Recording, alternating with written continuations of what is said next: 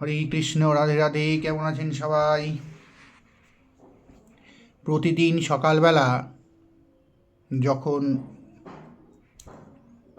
ঠাকুরের পুজো করতে যান, ঠাকুরের নাম করতে যান, যারা ব্রাহ্মণ তারা অবশ্যই গায়ত্রী মন্ত্র জপ করেন, তারপরে ইষ্টমন্ত্র জপ করেন।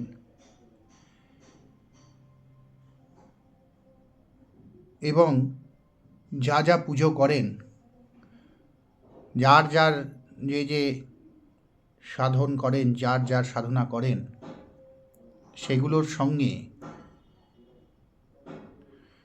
দুটি সাধনা, দুজনের সাধনা অবশ্যই করবেন।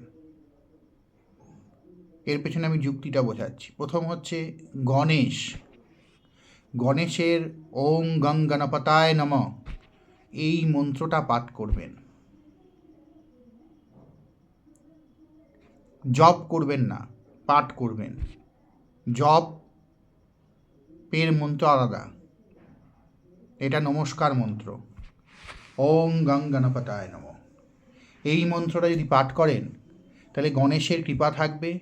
গণেশ ঠাকুরের কৃপার মাধ্যমে গণেশ, আবার আমি বলেছি এইগুলো হচ্ছে যারা পৃথিবীতে জন্মেছেন তার বাইরে যা যা আমরা যে ঠাকুরের আমরা পুজো করি সেগুলি সবই বিশেষ বিশেষ রূপদান করা হয়েছে ব্রহ্মশক্তির বিশেষ বিশেষ উদ্দেশ্যকে চরিতার্থিত করার জন্য, বিশেষ ধরনের শুভ শক্তিকে অ্যাট্রাক্ট করার জন্য।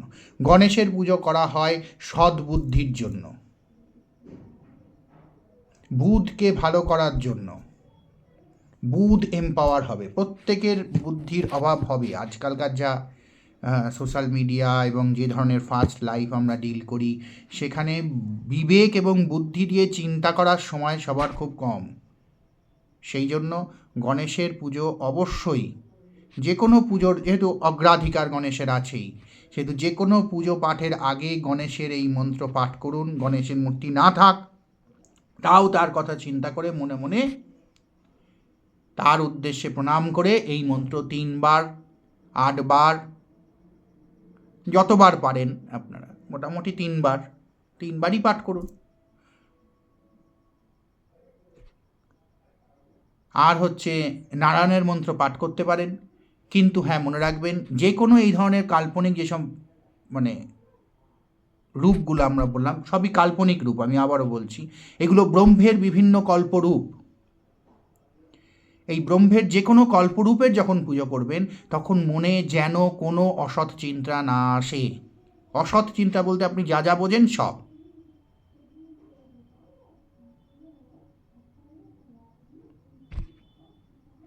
ওই লোকটা খুব খারাপ, আমার আজকে খুব ক্ষতি করেছে, আজ আমি ওর খুব ক্ষতি করব, ও আজকে আমায় সেই লাঠির বাড়ি মারবে, ওই চিন্তা যেন না আসে। সম্পূর্ণ চিন্তা যেন একনিষ্ঠভাবে সেই ঈশ্বরের প্রতি থাকে।